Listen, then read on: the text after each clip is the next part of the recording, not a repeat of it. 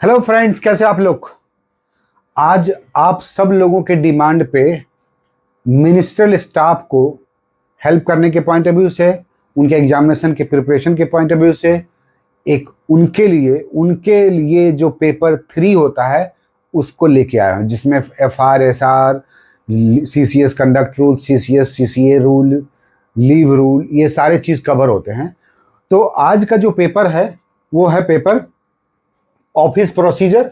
जैसा कि आप लोगों को पता है कि इनकम टैक्स में 3 एग्जाम होते हैं, मिनिस्ट्रियल स्टाफ का, ITI का और ITO का। और इन सब में अगर आप देखेंगे तो ऑफिस प्रोसीजर जो है एक इंटीग्रल पार्ट होता है, ना कि एग्जामिनेशन के लिए बल्कि इवन हमारे day to day office work में भी। हालांकि हम लोग इस पर ध्यान नहीं देते हैं, लेकिन इसकी यूटिलिटी, इसका बेनिफिट और इसका जो नॉलेज का होना बहुत ही अहमियत रखता है। तो ऐसे में पेपर 3 जो कि मिनिस्ट्रियल स्टाफ में ऑफिस प्रोसीजर के लिए आता है, पेपर 3, फिर ITI के लिए भी पेपर 3 और ITO के लिए भी पेपर 3, इन तीनों एग्जाम में पेपर 3 में ऑफिस प्रोसीजर का आता है। अब आप मार्क्स के बारे में बता दूं अगर, तो मिनिस्ट्रियल स्टाफ में यही पेपर 100 मार्क्स का होता है, ITI में 40 मार्क्स का होगा और ITO में 50 मार्क्स का होगा। अब ऐसे में आप कैसे अनुमान लगा सकते हैं कि इसका यूटिलिटी नहीं है, या कैसे कह सकते हैं। तो इसी को ध्यान में रखते हुए मैंने आप लोगों के लिए ऑफिस प्रोसीजर का पेपर 3 को कवर करने के लिए आज लेसन लाया हूं। और आज का जो टॉपिक है वो है fundamental rules, means FR SR जो हम लोग पढ़ते हैं। तो बेसिकली FR और SR क्या है, तो FR और SR अगर आप देखेंगे तो उसका मतलब होता है फंडामेंटल रूल्स। फंडामेंटल रूल्स मतलब ऐसे रूल्स जो डे टू डे बेसिस पे एक एम्प्लॉय के लिए, एक रिक्रूटेड एम्प्लॉय जो सेंट्रल गवर्नमेंट, स्टेट गवर्नमेंट या सेंट्रल गवर्नमेंट के अंडरटेकिंग में काम करते हैं, उनके लिए एप्लीकेबल होता है ना। तो इसीलिए ये एक जनरल प्रिंसिपल होता है, जनरल प्रिंसिपल। तो आज का जो टॉपिक है वो है FR, बाद में हम कवर करेंगे SR। तो FR मतलब क्या होता है, फंडामेंटल रूल्स, और यही मेरा टॉपिक है आज का। सबसे पहले फंडामेंटल रूल्स को समझने से पहले आप अपने माइंड का वो थॉट निकाल दीजिए कि फंडामेंटल रूल या सप्लीमेंट्री रूल या किसी भी कंडक्ट का रूल, लीव का रूल, फाइनेंस रूल, जो भी है बहुत ही टफ है। सबसे पहले ये निकाल दीजिए, क्योंकि कोई भी पेपर या कोई भी नॉलेज टफ नहीं होता है। टफ तब हमें फील होता है जब हम उस चीज में अज्ञान होते हैं, जब हम उस चीज में इंटरेस्टेड नहीं होते हैं, जब उस चीज के बारे में हमारे पास जीरो इंफॉर्मेशन होता है। तो आज से आप कटिबद्ध हो जाइए, एकदम प्रॉमिस कीजिए अपने आप से कि हालांकि ये पेपर विथ बुक्स है, आपको पूछा जाएगा ऑब्जेक्टिव क्वेश्चन, और विथ बुक होने के बाद भी CCS रूल, कंडक्ट, सारे चीज को ना ही आप केवल ला सकते हैं और ना ही इमीडिएटली मल्टीपल चॉइस क्वेश्चन को कवर कर सकते हैं, अनटिल एंड अनलेस कि जब तक कि आप पेपर के बारे में कुछ जानते हो, कुछ पढ़े हो, आपके पास कुछ नोट्स हो। इसी को ध्यान में रखते हुए मैं ये पेपर जो है आपके सामने प्रेजेंट कर रहा हूं। तो देखिए FR क्या होता है, फंडामेंटल रूल्स। फंडामेंटल रूल्स या लॉ, कोई भी ऐसा रूल या लॉ नहीं बनता है जो हमारे और आपके थॉट से बियॉन्ड होता है। मतलब कहने का मतलब यह है कि जब भी आप किसी रूल या लॉ की बात करते हैं तो ध्यान रखिए कि एक as a human being, as a natural law के अंतर्गत क्या सही है। एकदम न्यूट्रलिटी के साथ आप सोचिए कि किसी के साथ में कोई लॉ अगर अगेंस्ट में अप्लाई हो रहा है तो क्या यह सही है या नहीं, उसे जांच करने के लिए एकदम अपने आप को न्यूट्रल रख लीजिए। और ये अनुमान लगाइए कि अगर मैं न्यूट्रल होता, ना ही X, ना ही Y, ना ही पिटिशनर, ना ही अपोजिशन रेस्पोंडेंट के अगेंस्ट में हूं, तो न्यूट्रल होकर हमें क्या डिसीजन लेना पड़ता या लॉ को क्या होना चाहिए एज ए ह्यूमन बीइंग। अगर ये कॉन्सेप्ट आपके माइंड में है तो ध्यान रखिएगा, न केवल फंडामेंटल या FR SR कवर होगा, बल्कि इनकम टैक्स कंप्यूटेशन हो, इनकम टैक्स लॉ हो, एलाइड लॉ हो, सब आपका क्लियर हो जाएगा। ठीक है, तो फंडामेंटल रूल जो है वही फंडामेंटल है, और SR जो पढ़ते हैं वो सप्लीमेंट्री रूल है। सप्लीमेंट्री मतलब क्या होता है कि सप्लीमेंट के तौर पर, जैसे कई बार हम बीमार पड़ जाते हैं और उस बीमार में हम खाना जो खाते हैं वो तो है ही, लेकिन डॉक्टर बोलता है ये मेडिसिन लीजिए, विटामिन डी का है, विटामिन सी का है, विटामिन ए का है, क्योंकि ये सप्लीमेंट का काम करेगा। तो जो फंडामेंटल रूल होता है वो बेसिक रूल है, और उसी को की कमियों को भरपाई करने के लिए सप्लीमेंट्री रूल बनाया जाता है। इसलिए फंडामेंटल रूल और सप्लीमेंट्री रूल का इजाद हुआ। सो एफआर और एसआर कुछ नहीं है, बल्कि एक दूसरे के पूरक के तौर पे एक दूसरे को हेल्प करते हैं। क्लियर? तो चलिए, एफआर में सबसे पहले हम जिस बात पर कॉन्सेंट्रेट करेंगे वो है कि एफआर की एप्लीकेबिलिटी, है ना, कि इसका ये कब से इफेक्टिव है ना। एफआर जो आया है हमारे लिए, जो हम लोग पढ़ते हैं या जिसके पेपर में, तो आपसे एमसीक्यूज बेस में मैं आपको स्टडी भी करवाऊंगा। तो उसी के आधार पर मैं, अगर क्वेश्चन पूछा जाता है कि जो एफआर एसआर आया है, एफआर जो आया है वो कब से इफेक्टिव है, आपका माइंड ब्लैंक हो जाएगा। इसी को ध्यान में रखिए कि ये एफआर जो आया है वो उसका जो विथ इफेक्ट फ्रॉम क्या आएगा, 1 जनवरी 1922। याद है 1922 का अपना इनकम टैक्स एक्ट भी था। 1961 एक्ट जो अभी रिपील हुआ, अभी 2025 चल रहा है एक्ट, तो इनकम टैक्स एक्ट 2025 था। इसके पहले कौन सा एक्ट था, 1961। इसके पहले कौन सा एक्ट था, तो 1922। तो उसी वक्त ये एफआर का निर्माण हुआ था। तो इसलिए 1 जनवरी 2022 से ये एफआर जो है अप्लीकेबल होगा। ये एफआर रूल के अंतर्गत है। तो इसको कहां पढ़ते हैं हम लोग, एफआर 1 में। अब यहां पे ध्यान रखिएगा कि आपके माइंड में आएगा कि क्या मैं सारे एफआर याद कर नहीं, एकदम नहीं। जो भी रेलिवेंट सिग्निफिकेंट होगा आपके एग्जामिनेशन के पॉइंट ऑफ व्यू से, उस एफआर को मैं हाईलाइट करके अलग से भी बता दूंगा, या आपको मल्टीपल चॉइस क्वेश्चन के तौर पे यूट्यूब से आपको मिलता रहेगा इसी चैनल के थ्रू। तो एफआर में एफआर 1 बोलता है कि ये इफेक्टिव कब से है, तो 1 जनवरी 1922 से। एफआर 2 जो है, ये मैं सिर्फ लिखने के लिए, ध्यान रखिएगा, लिखने के लिए मैं कर रहा हूं। एफआर 2 बोलता है कि ये कहां पे एप्लीकेबल होगा, है ना, कहां पे एप्लीकेबल हो, इसकी एप्लीकेबिलिटी क्या है। तो यहां पे बोलता है कि ये जो एफआर है हमारा फंडामेंटल रूल, ये जितने भी सिविल सेक्शन है उन सब के, चाहे स्टेट गवर्नमेंट की बात हो, सेंट्रल गवर्नमेंट की बात हो, अंडरटेकिंग की बात हो, लेकिन एक जगह एप्लीकेबल नहीं है, वो है मिलिट्री में। मतलब जो आर्मी, सेमी आर्मी जहां पे होते हैं मिलिट्री सेंस में, तो मिलिट्री में ये यूज नहीं होता है, बाकी सब जगह पे होता है, राइट। तो मिलिट्री मतलब क्या होता है, देखिए एप्लीकेबिलिटी मतलब जितने भी सिविल सेक्शन हैं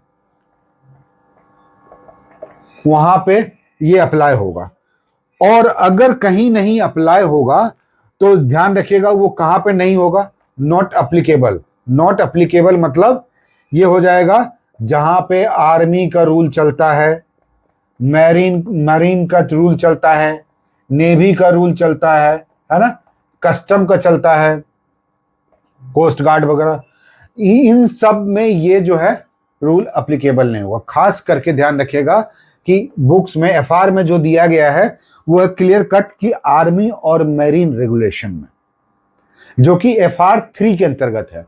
क्या है वो, एफआर 3 के अंतर्गत। इसलिए एफआर 2 में लिखा हुआ रहेगा कि ये सिविल सेक्शन में या हर सेंट्रल गवर्नमेंट के सेक्शन में अप्लीकेबल है, एक्सेप्ट रूल 3। तो एक्सेप्ट रूल 3 क्या है, रूल 3 ये बोलता है कि आर्मी और मैरीन रेगुलेशन जहां पे है इस तरह का चीज, वहां पे एफआर एसआर अप्लीकेबल नहीं होगा। क्लियर। एफआर 4 जो है, एफआर 4 के बारे में बोला जाता है कि अगर एफआर में जो भी रूल बनाया गया है उस रूल से रिलेटेड अगर किसी भी मिनिस्ट्री में या किसी भी सिविल सेक्शन में कोई हार्डशिप होता है तो वो सेंट्रल गवर्नमेंट के द्वारा उस हार्डशिप को दूर किया जाएगा। हार्डशिप मतलब क्या हुआ कि सपोज कीजिए कि जैसे प्रिंटिंग है, प्रेस है, नोट प्रिंटिंग प्रेस है, या कोई ऐसा अंडरटेकिंग है जहां पे सर्टेन रूल रेगुलेशन एफआर का अप्लीकेबल नहीं होगा, या अप्लाई कर रहे हैं तो काफी डिफिकल्टी हो रही है, क्योंकि वहां पर डिसिप्लिन मेंटेन करना होता है, वहां पे बहुत सारे चीज रूल एंड रेगुलेशन मेंटेन करना पड़ता है। तो अगर गवर्नमेंट चाहती है तो उस सेक्शन के लिए नॉट अप्लीकेबल कर सकती है, लेकिन सर्टेन एक्सटेंट तक ही। और ये भी क्या होता है, पार्लियामेंट्री लेजिस्लेशन के थ्रू प्रेसिडेंट के अप्रूवल के बाद ही होगा, है ना।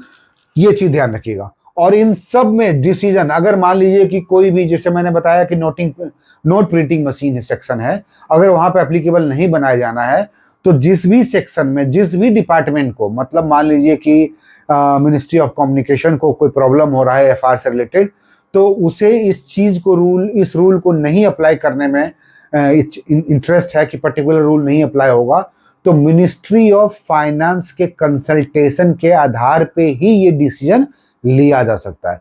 तो आपके एग्जाम में ये पूछा जा सकता है कि अगर किसी डिपार्टमेंट में या अगर किसी मिनिस्ट्री में एफआर का कोई रूल अप्लीकेबल नहीं है या अप्लीकेबल नहीं करना है या हार्डशिप के कारण उसे रिमूव करना है या उसे सॉफ्टेन करना है, लिबरेट करना है, तो कौन से मिनिस्ट्री के कंसर्न में ये डिसीजन लिया जाएगा? तो मिनिस्ट्री ऑफ फाइनेंस, जिससे हम लोग बिलोंग करते हैं। ओके, उसके बाद एफआर जो है 6, जो इंपॉर्टेंट है वो बता रहा हूं। ये जो मैंने बताया अभी कि मिनिस्ट्री ऑफ फाइनेंस के थ्रू एफआर 5A है, अब 4-5 डिलीट हो गया, तो मैं डिलीट की बात भी नहीं करूंगा ताकि आपको कोई कंफ्यूजन नहीं हो और एफआर याद रखने की जरूरत नहीं है। तो एफआर 6 क्या बोलता है कि सेंट्रल गवर्नमेंट जो है एफआर से रिलेटेड जो भी फंडामेंटल रूल्स है, certain fundamental rules can be delegated to their subordinate authority. अब सबऑर्डिनेट अथॉरिटी और डेलीगेशन मतलब क्या होता है? इसका मतलब है कि जैसे एफआर से रिलेटेड रूल बना था, पार्लियामेंट में बना, प्रेसिडेंट का अप्रूवल हुआ, इसमें ऑल इन ऑल प्रेसिडेंट होते हैं, तो प्रेसिडेंट चाहे तो वो अपने पावर को हमेशा, ये चूंकि उनके द्वारा एग्जीक्यूट होगा, तो यह ऐसा तो है नहीं कि प्रेसिडेंट हर जगह एग्जिस्ट करेंगे या वर्तमान रहेंगे या अवेलेबल रहेंगे। ऐसे में ये सर्टेन पावर जो है डेलीगेट कर दिया जाता है कंसर्न अथॉरिटी को। जैसे मान लीजिए कि सीबीडीटी के चेयरमैन को बोला गया, सीबीडीटी के चेयरमैन ने सीसी को ट्रांसफर कर दिया, है ना, प्रिंसिपल चीफ कमिश्नर को, ताकि वो पावर जो है डेलीगेटेड वे में। तो डेलीगेट मतलब होता है हम अपना पावर आपको दे दिए या आप अपना पावर हमको दे दिए और हम आपके बिहाफ पे ये काम करेंगे। तो डेलीगेशन मतलब यही होता है कि किसी को सौंप देना। क्लियर? तो जब डेलीगेट करने का पावर सेंट्रल गवर्नमेंट बोलती है कि डेलीगेट करने का पावर जो है दिया जाएगा, और लेकिन सर्टेन रूल्स ही, सारे के सारे रूल जो है डेलीगेट नहीं किया जाएगा। ओके, नेक्स्ट जो है एफआर 7। एफआर 7 जो है, एफआर 7 जो है एक ही चीज को डिटरमाइन करती है, जो कि एफआर 5A में क्या बोला था कि जब भी किसी तरह का हार्डशिप होता है इस रूल के एप्लीकेशन में, तो उस हार्डशिप को दूर करने के लिए मिनिस्ट्री ऑफ फाइनेंस के कंसल्टेशन के आधार पे ही कोई प्रॉपर डिसीजन लिया जाएगा। सिमिलरली डेलीगेटेड पावर या किसी भी तरह का कोई पावर दिया गया है इसमें, तो वो भी पावर अगर डेलीगेट किया जा रहा है किसी को, कि किसको दिया जाए। जैसे मान लीजिए कि मैं अपना पावर आप सबको देना चाहता हूं कि आप ही यूट्यूब मेरा चैनल हैंडल करो, है ना, तो अगर ये होता है तो मेरे पास फुल पावर है, तो I can delegate you, right. लेकिन यहाँ पे क्या किया है कि प्रेसिडेंट के थ्रू ये डेलीगेट तो हो रहा है, लेकिन वो डेलीगेशन फाइनली जो है अप्रूवल प्रेसिडेंट देंगे, लेकिन किसके कंसर्न में? तो यहाँ पे भी बोला गया कि ministry of finance will be in loop. Ministry of finance मतलब ये हुआ कि ministry of finance has become the important in this regard, FRSR के रिगार्डिंग में। क्लियर? तो मिनिस्ट्री ऑफ फाइनेंस के कंसल्टेशन से ही डेलीगेटेड पावर किसी को दिया जाएगा, किसको दिया जाएगा, कितना लिमिटेशन तक दिया जाएगा, कितना यूज किया जाएगा, ये सारे डिसीजन में अहम रोल प्ले करने वाला जो मिनिस्ट्री है वो है मिनिस्ट्री ऑफ फाइनेंस। क्लियर? तो ये जो था आपका, ये था चैप्टर 1। चैप्टर 1 में आप देखेंगे कि एक्सटेंट ऑफ एप्लीकेशन का था। ये मैं आपको मैटर से पढ़ा रहा हूं, बाद में अगर होगा तो टेलीग्राम चैनल के थ्रू मैं ये लिंक में आपको डाल दूंगा या ये पीडीएफ डाल दूंगा, जिससे कि आपको हेल्प मिल सके। हालांकि ये इंग्लिश में अगर होगा पॉसिबल तो I will try to find out in Hindi also, क्योंकि हिंदी में भी अवेलेबल होता है और आप लोग हिंदी में भी देते हैं। क्लियर? तो चैप्टर 1, पार्ट 1 के चैप्टर 1 में टोटल कितने एफआर हुए? तो टोटल 1 से लेके 7 तक एक्सटेंट ऑफ एप्लीकेशन की बात करता है। ब्रीफ में मैं आपको बता दूं कि ये एफआरएसआर जो है सिर्फ और मिलिट्री या आर्मी में यूज नहीं होगा, मरीन में नहीं यूज होगा, बाकी सब जगह यूज होगा। पहली बात, ये इफेक्टिव कब हुआ था? तो 1 जनवरी 1922 से इफेक्टिव हुआ है।